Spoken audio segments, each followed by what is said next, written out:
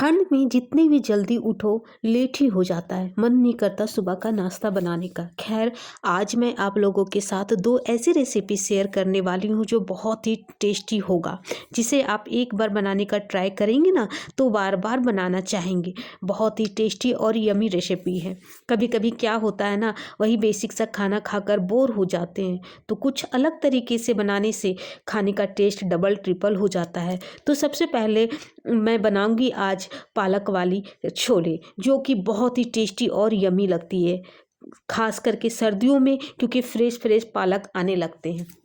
तो मैंने एक कुकर में ये जो छोले मैंने भिगो करके रखा था, लगभग 1 कप मैं भिगो करके रखा था रात में ही, और ये अच्छी तरीके से भीग गया है। मैंने जितने छोले डाले थे उससे डबल इसमें पानी डालने हैं। फिर टेस्ट के अनुसार नमक, और ये कुछ गरम मसाले जो मैं आपको दिखा रही हूँ। ये देखो, 2 बड़ी इलायची, 2 छोटी इलायची, और 2 लौंग, और 2 तेज़पत्ते। तो ये सब सारे को मैं इसमें डाल देती हूँ। सर्दियों में ये पालक के छोले बहुत ही मज़ेदार और बहुत ही टेस्टी बनते हैं। तो सारे मसाले मैं इस तरह से धीरे धीरे इसमें डालती जाऊंगी। आप अगर कोई भी मसाले इसमें खाना पसंद नहीं करते तो आप उसको स्किप कर सकते हैं। तो इस तरह से मैं सारे मसाले को डाल देती हूँ। और जो चाय पत्ती मैंने बॉयल करके, पानी और चाय पत्ती को बॉयल करके रखा था ना, आपने देखा था ना, तो इस तरह से मैं 1 कप के लगभग मैंने इसमें बॉयल किया, चाय पत्ती और पानी को बॉयल किया और इसमें डाल देती हूँ। इससे छोले बहुत ही अच्छी बनती है, बहुत ही कलरफुल बनते हैं और अच्छी भी लगती है। ये चाय पत्ती वाली पानी बहुत ही ज़रूरी होता है डालना, ताकि हमारे जो छोले बहुत ही टेस्टी लगे। फिर मैं गैस का फ्लेम ऑन करती हूँ और इसके ऊपर मैं इस कुकर को डाल देती हूँ। 3 से 4 विशिल आने तक इसको मैं पकाती हूँ, ताकि अच्छे से हमारा बॉयल हो जाए। तब तक तैयारी करती हूँ। इस बीटरूट को मैंने पहले से काट करके रखा था और पानी में भिगो करके इसको रख दिया था 5 से 10 मिनट के लिए। और फिर मिक्सर जार में मैं इसमें डाल करके इसको अच्छी तरीके से ग्राइंड कर लूँगी, बिल्कुल बारीक ग्राइंड करनी है। ये देखो, ऐसे बीट रूट खाना बहुत ही फ़ायदेमंद होता है, ब्लड बनते हैं हमारे इससे, और सर्दियों में बहुत ही अच्छे अच्छे फ्रेश आते हैं बीट रूट। तो बड़े हो या छोटे, सभी को बीट रूट खाना अच्छी बात है। तो मैं आज इसकी अलग रेसिपी बना करके दिखाती हूँ फ्रेंड, जो बच्चे भी इंटरेस्ट के साथ खाएंगे, चाव से खाएंगे। तो मैं 1 कटोरी मैंने इसमें आटा डाला। आपकी क्वान्टिटी कम ज़्यादा कर सकते हो आटे का। और मैं इसी पेस्ट से मैं इस आटे को गूँधूँगी, पानी डालूँगी बिल्कुल नहीं। तो इस तरह से मैं डाल करके इसको सारी जो पेस्ट है वो मैं छोड़ देती हूँ। और जो जार में लगे हुए हैं मैं उसको धोऊंगी नहीं फ्रेंड, मैं आगे बताऊंगी। और फिर टेस्ट के अनुसार मैं इसमें नमक डालूंगी और आटे को अच्छी तरीके से मैं गूंद लेती हूँ। जिस तरह से रोटियां बनाते हैं उस तरह का इसका डो बना करके मैं इसको रख लेती हूँ। और फिर सूती कपड़ा से, कॉटन कपड़े से मैं इसके ऊपर ढक करके छोड़ देती हूँ 5 से 10 मिनट के लिए, ताकि हमारे जो आटा है वो अच्छी तरीके से फूल जाए और रोटियां सॉफ्ट बने। मैं बताया था ना फ्रेंड कि इस जार को मैं धोऊंगी नहीं, फेंकूंगी नहीं। इसी जार में मैं 2 टमाटर काट करके और 3 मैंने हरी मिर्च रफली काट के मैं इसमें डाल करके इसी मिक्सर जार में मैं डाल करके अच्छी तरीके से पेस्ट बना करके साइड में कर लेती हूँ। फिर मैं एक कढ़ाई में 2 चम्मच सरसों ऑयल लेती हूँ। आप जो भी ऑयल खाना पसंद करते हो आप खास डाल सकते हो। फिर मैं 1 चम्मच जीरा और हींग डालने से डाइजेशन अच्छी होती है और फ्लेवर भी बहुत ही अच्छी आती है। मैं फिर अदरक और लहसुन का पेस्ट और हरी मिर्च का पेस्ट मैं आधा चम्मच डाल करके डाल दूँ। मैं सूखी मिर्च डालना भूल गई थी, तो मैं कोई बात नहीं, मैं साइड में इसको थोड़ी सी फ्राई कर लेती हूँ ताकि इसका फ्लेवर आ जाए सूखी मिर्च का। और मैं सारे मसालों को अच्छी तरीके से भून लेती हूँ। बहुत ही अच्छी खुशबू आती है लहसुन अदरक की पेस्ट वाली, जो बहुत ही सर्दियों में तो और अच्छी लगती है। फिर मैं इसमें एक बड़ा साइज में प्याज काट करके इसमें डालूंगी और अच्छी तरीके से इसको भून लूँगी। बहुत अच्छी खुशबू आ रही है मेरे किचन में। तो फ्रेंड, इस तरह से इसको अच्छी तरीके से ब्राउन होने तक इसको भूनना है, ताकि मसाले अच्छी तरीके से भून जाए।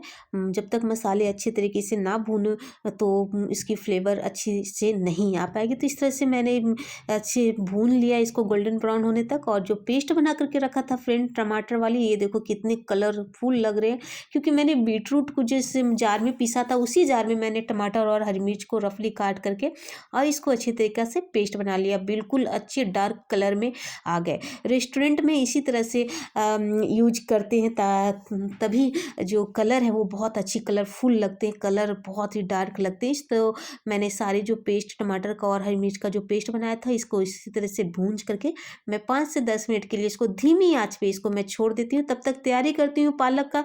अभी मार्केट में बहुत ही अच्छे फ्रेश पालक आने लगे हैं। सर्दियों में तो बहुत ही सर्द साग खाना बहुत ही लोगों को बहुत पसंद आते हैं। तो मैं इसकी जो डंटियां हैं मैं तोड़ करके इस तरह से मैं सारी डंटियां मोटी मोटी डंटियां तोड़ करके अलग करके इसको धो करके अच्छी तरीके से साफ कर लिया। और मैं इसको यूज अब करूँगी, मैं बॉयल करूँगी इसको।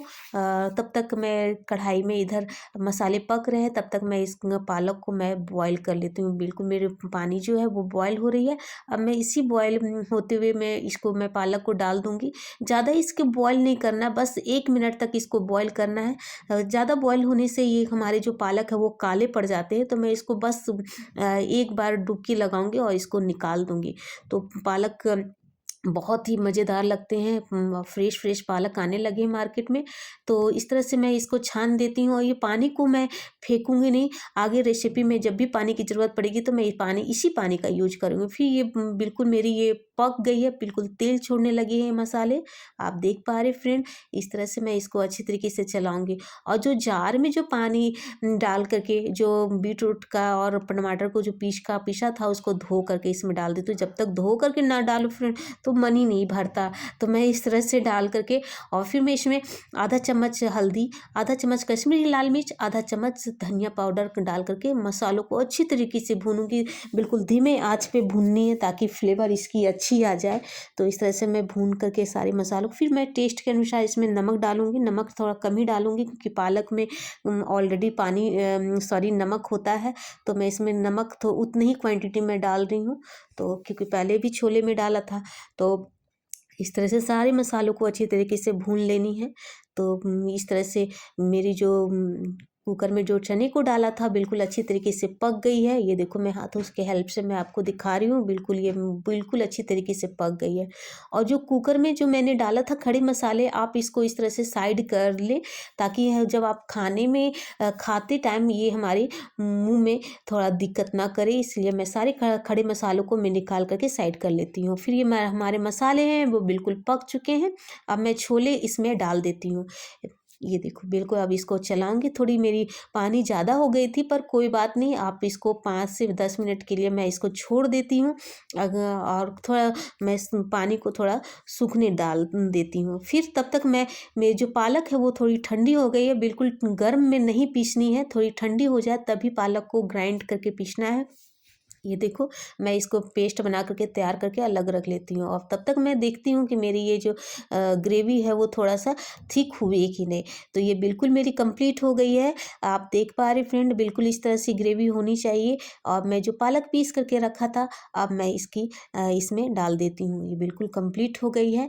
ये देखो अब मैं इसमें डाल देती हूँ। बहुत ही अच्छी फ्लेवर आती है इससे। पालक और छोले एक साथ मिला करके इस तरह का रेसिपी बनाओ तो बहुत ही टेस्टी और बहुत ही यम्मी बनता है। और सर्दियों में साग खाना तो बहुत ही टेस्टी लगता है। तो जार में जो बचे हुए थे अब मैं उसको धो करके डाल देती हूँ। मन ही नहीं भरता अगर आप धो करके इस तरह से नहीं डालेंगे तो इस तरह से मन ही नहीं भरता। तो मैं इसको अच्छी तरीके से चला लेती हूँ। और सारे को देखो कितने अच्छे कलर लग रहे हैं। अगर आप पालक की क्वांटिटी और देना चाहते तो और आप अपने हिसाब से आप दे सकते हो।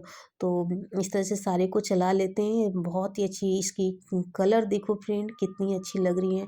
आपको सर्दियों में कौन सी साग खाना पसंद करते हैं तो कमेंट बॉक्स में ज़रूर कमेंट करके बताएं। तो इस तरह से छोले बिल्कुल मेरे कंप्लीट हो गए हैं। बिल्कुल कितनी अच्छे कलर लग रहे हैं, आप देख पा रहे हैं। ये देखो बहुत अच्छी खुशबू आ रही है। इसको ज़्यादा नहीं पकाना है, नहीं तो ये काले पालक है जो काले पड़ जाएंगे। फिर मैं इमली को 5 से 10 मिनट भिगो करके रखा था। तो इसमें 2 चम्मच के लगभग मैं इसमें इस पानी को निचोड़ करके जो है इमली के जो रस हैं उसको मैं 2 चम्मच इसमें डालूंगी लगभग, ज़्यादा नहीं डालूंगी ताकि खट्टापन आए इसमें आए। और फिर इसको मैं अच्छी तरीके से चला लेती हूँ। कलर आप देख पा रहे कितनी अच्छी लग रही है। तो आप कमेंट करके मैं ज़रूर बताना फ्रेंड कि मेरी रेसिपी कैसी लगी। तो फिर इसमें मैं घर की बनी हुई मलाई इसमें डालूँगी और इसको अच्छे तरीके से चलाऊँगी। मलाई डालने से बहुत अच्छी इसको खुशबू आती है और बहुत अच्छी फ्लेवर आती है। तो इस तरह से चला करके मैं गैस का फ्लेम अब बंद कर देती हूँ, बिल्कुल कंप्लीट हो गई है। अब मैं इसको साइड करके रख देती हूँ और फिर चलती हूँ फ्रेंड, जो आटा लगा के मैंने रखा था ना, अब इसकी रोटियां बनाएंगे। ये देखो बिल्कुल ये कंप्लीट हो गए, कितने कलरफुल लग रहे हैं, ये देखो बहुत ही प्यारे लग रहे हैं। बीटरूट तो बच्चे लोग तो बहुत नखरे करते हैं खाने में, तो आप इस तरह का रेसिपी बना करके उनको खिलाओ तो बहुत ही फायदेमंद करता है और नखरे भी नहीं करेंगे बच्चे और बड़ी चाव से खाएंगे। तो इस तरह से आप इसकी पूड़ियाँ भी बना सकते हो। अब मैं तो अभी रोटियाँ बना रही हूँ इसकी, तो जिस तरह से रोटियाँ बनाते हैं उस तरह से इसका डो लेकर के रोटियाँ मैं बेल लेती हूँ। तो फ्रेंड मैं यहाँ आपको याद दिलाती देती हूँ कि आपको मेरी यह रेसिपी कैसी लग रही है, कमेंट बॉक्स पे ज़रूर कमेंट करके बताएं। यदि आपको अच्छी लगती है तो लाइक करें, यदि आपको नहीं अच्छी लगती तो डिसलाइक भी कर सकते हैं। यदि आप फेसबुक पर देख रहे हो तो फ्रेंड हमारे पेज को फॉलो कर सकते हैं। यदि यूट्यूब पर देख रहे हो तो हमारे चैनल को सब्सक्राइब करें, इसी के साथ बेल आइकन को जरूर दबाएं ताकि आपके फ़ोन पे घंटी बजे जब हमारी कोई नई रेसिपी की वीडियो आए। तो इस तरह से मैं लोहे के तवे पर इसको मैं रोटियां को जैसे रोटी बनाते हैं बस सेम, कोई कोई ओल झोल की ज़रूरत नहीं है। बस रोटियां बना करके इसको अच्छी तरीके से सेकना है। सेकनी ज़रूरी है क्योंकि जब ये रोटियां हमारी जब ठंडी हो जाती है तो कच्चा कच्चा ऊपर से दिखती है, तो इसको ये ध्यान देना है कि रोटियों को अच्छी तरीके से सेक लें। तो ये बिल्कुल मेरी कंप्लीट हो गई। मैं सारी रोटियों को इसी तरह से सेक करके मैं कंप्लीट कर लेती हूँ।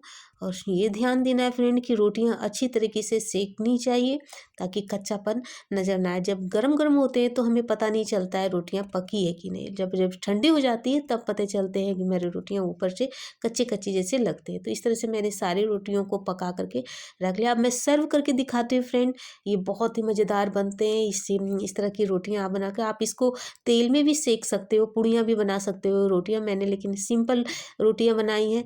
तो इस तरह से छोले लेकर के, जैसे मैंने छोले बनाए, जो छोले बनाए थे इसमें डाल करके, और ये प्याज के जो लच्छे हैं मैं उसके साथ और हरी मिर्च डाल करके इसको मैं सर्व करके दिखाती हूँ। बहुत ही मज़ेदार बनते हैं फ्रेंड। इस तरह का रेसिपी बना करके सर्व करो, सर्दियों में तो बहुत ही अच्छे लगते हैं। और मैं रोटियों दिखाती हूँ कितनी सॉफ्ट और कितनी मुलायम बने हैं। ये देखो बिल्कुल मैं हाथ में लग ला करके इसको दिखाती हूँ कितनी सॉफ्ट रोटियां बनी हैं। ये देखो फ्रेंड, मैं हाथ में दबा करके भी दिखाती हूँ, ये देखो। तो इस तरह से आप बना करके इंजॉय करो फ्रेंड। और अगली वीडियो मिलते हैं कोई नई रेसिपी के साथ। और अगर आपको कोई और रेसिपी की डिमांड है तो फ्रेंड आप कमेंट बॉक्स पे ज़रूर कमेंट करके हमें बताएं। अगली वीडियो मिलते हैं, तब तक के लिए बाय बाय, टेक केयर।